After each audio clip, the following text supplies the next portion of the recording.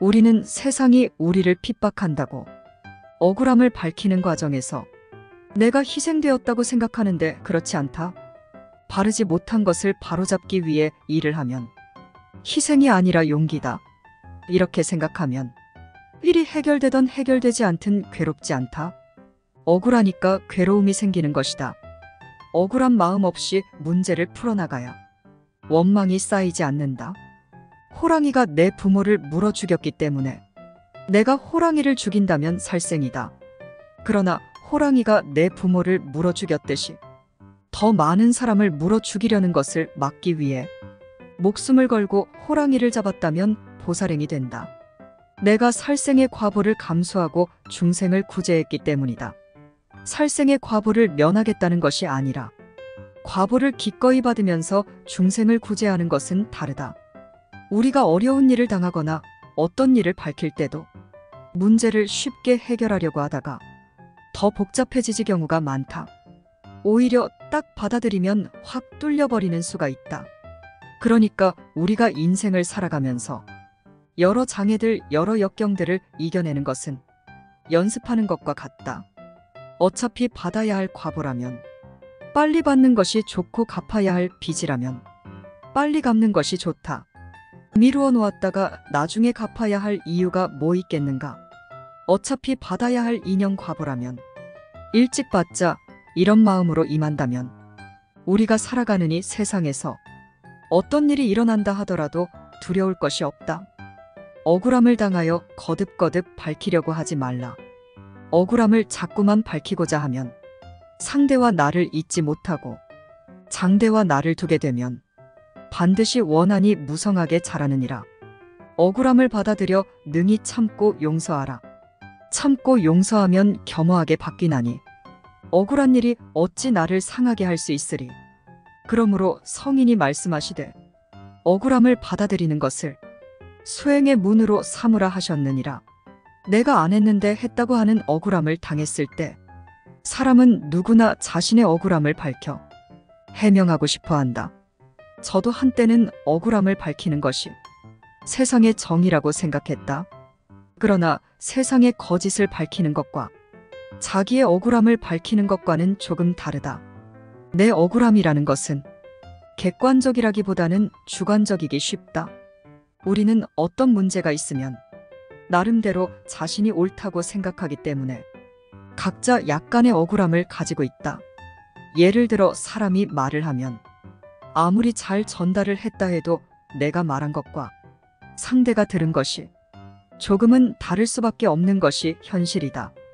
그런데 상대가 내가 말한 것과 다르게 자기가 들은 대로 이야기를 하면 나는 억울하죠.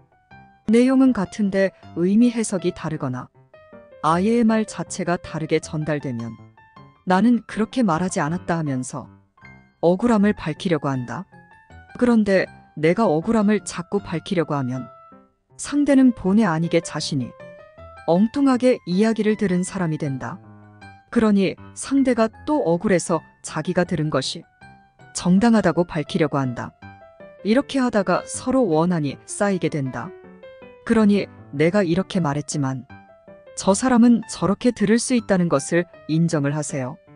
내가 억울한 것을 밝히는 것은 나한테는 좋지만 거꾸로 상대는 억울할 수 있다. 그래서 억울함을 밝히면 원망하는 마음을 돕게 된다는 말이다. 부부 사이에서도 어떤 일이 있을 때 아내가 억울하다고 너무 밝혀버리면 남편이 상처를 입고 시어머니와 며느리 사이도 속속들이 너무 밝혀버리면 상대가 상처를 입는 경우가 있다.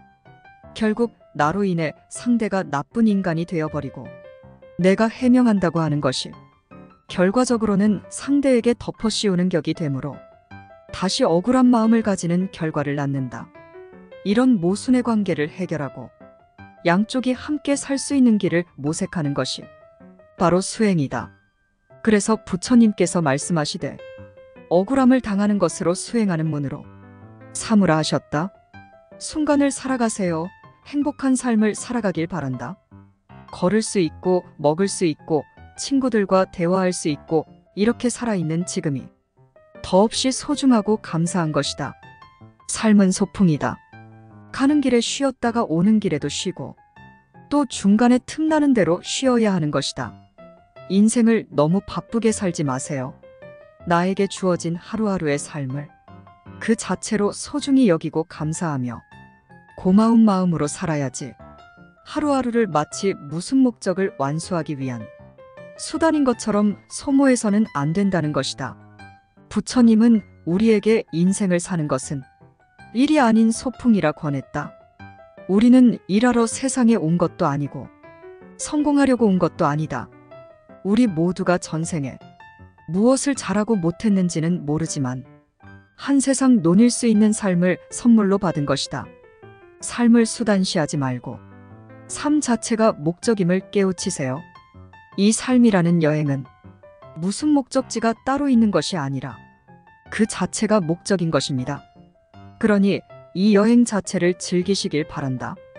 멀리 소풍 가서 노는 이야기에 번뇌와 고통만 가득하다면 그것은 참된 인생이라 할 수 없을 것이다. 행복과 기쁨이 있는 삶을 살아가세요. 곱게 늙어가는 일을 만나면 세상이 참 고와 보인다.